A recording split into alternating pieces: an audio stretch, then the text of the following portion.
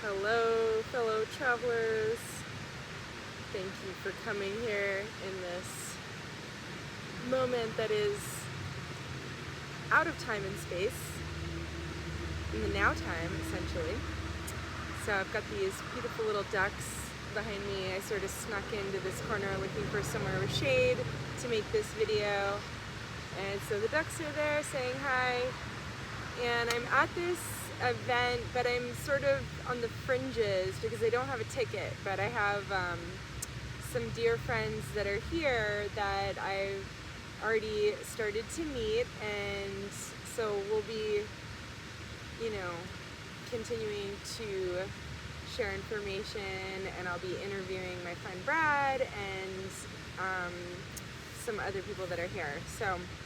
But today I wanted to go over pi. Because this is another fundamental ratio. So we have pi here. Anytime we have a circle, we look at the diameter, which we could also consider 2 times the radius.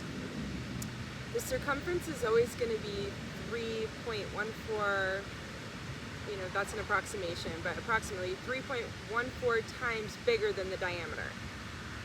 So any circle, you compare the diameter and the circumference is always going to be 3.14 times larger.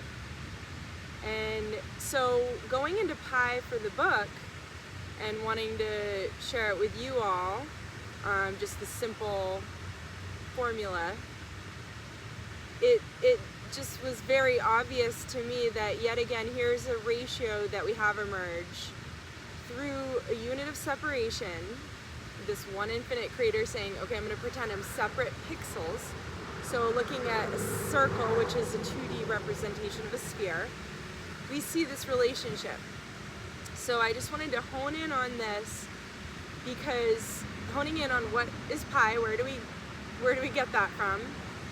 Because we're going to be using this to calculate the volume of a sphere so that we can start working with things like Planck and golden ratio and physical elements. So working with volume, we need to know about pi, and I just found that was really amazing that it's, again, just by having separation, and in particular these spheres of separation, we have phi emerge through objects that are countable and separate, and looking at the relationship between them, as we get larger with the Fibonacci series, and seeing how golden ratio emerges just by having units of separation that we can count into the Fibonacci series.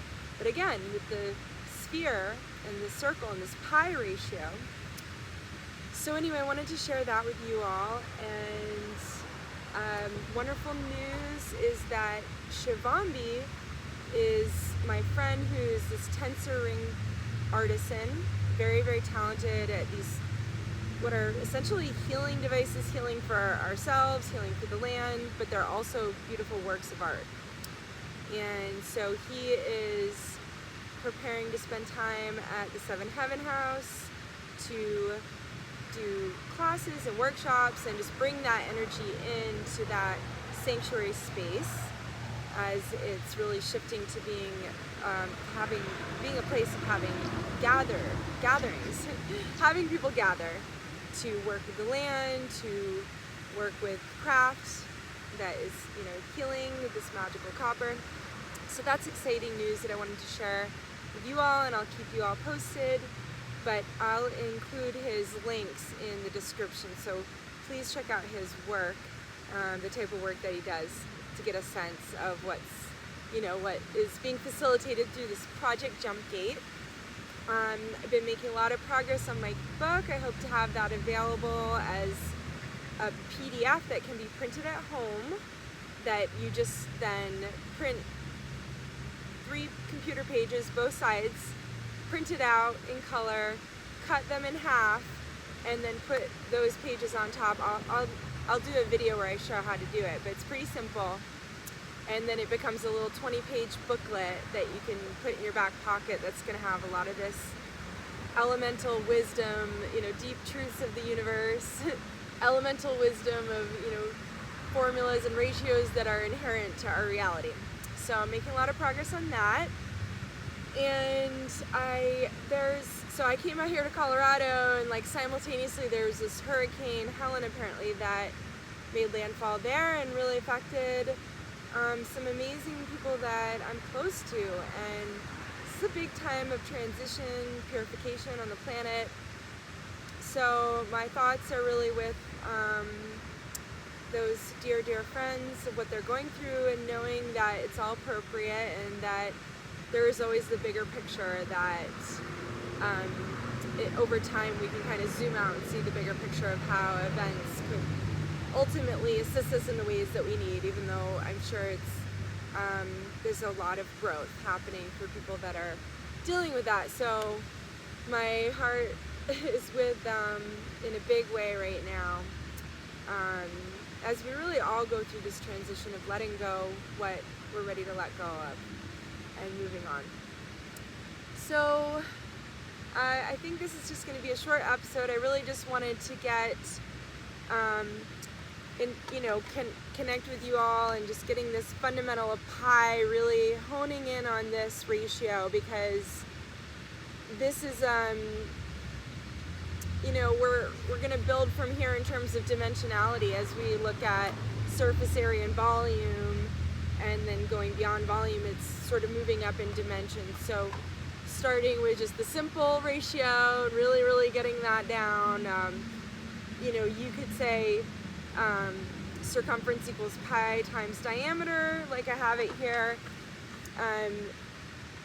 C being circumference, pi times diameter. But then, you can also say, well then, circumference over diameter, like a fraction, like if you divide this by diameter, then circumference divided by diameter would equal pi. You could also say from this that circumference over pi equals diameter. So this can be reworked, this equation can be reworked in numerous ways to show the relationship between circumference, diameter, and pi. And again, diameter being the same as 2 times the radius. And when we work with surface area and volume, we're going to be working with the radius. So I felt important to include that here because, again, as we shift in dimensionality, working with a single element like the radius, but then also, being able to calculate the diameter from the radius, and then knowing the diameter, then we know the circumference because of pi. We know a lot just by knowing the radius. We can calculate the surface area, the volume, all kinds of things. So this may seem like baby steps to some people, but I find that going really slow and honing in on these minuscule concepts that are fundamental to our reality, we can look and really get a deep understanding of just the fundamental building blocks before we move into that step of creation. It's going to serve us much better because then as we're working with shapes, we already have a base knowledge of kind of these spatial relationships that just emerge just by having 2-dimensional space or 3-dimensional space. So, all right, well, maybe I'll make another episode later today, hoping to share again with you some of the voices and stories of amazing people here. They're all watching speakers right now, and I'm sure very excited meeting one another. I definitely come to these events in sort of more of like a protector role, just like wanting everything to go well. I've spent a lot of money on tickets and whatnot, but for me, connecting with the people that come is usually like the highlight. So already did a lot of that yesterday evening, and looking forward to doing that more today as I keep writing the book. And again, I'm really needing to get donations coming into this project Jumpgate. So my goal is to get the book out soon, and that people can make a donation, but then receive this printable PDF that you can make your own little mini book to stick in your pocket. We're also going to be making a template of that. And so once I get my first edition done of this book through the mini book, I do want to help other people be able to create their own little mini books of wisdom. I already have a few projects in mind of like a friend who does amazing sacred geometry, and I would love to see his work in a little mini book like this.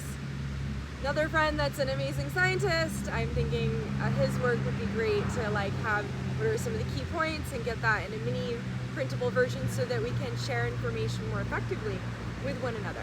But in the long run, my goal is to have this mini book become a larger book. So I'll be sharing, this content, this is in big part like very much in parallel. What I'm sharing with you all of these videos is very much in parallel with the book. So it's, and hopefully there'll be like more formal sort of classes in the future with other colleagues of mine that are really doing amazing work in these fields of science. So yeah, so much more coming up, but I hope to talk to you all sooner than later. Thank you again, really, really from that deep Planck point in my heart. I'm thinking from that authentic space, just expressing my gratitude for you showing up on this journey.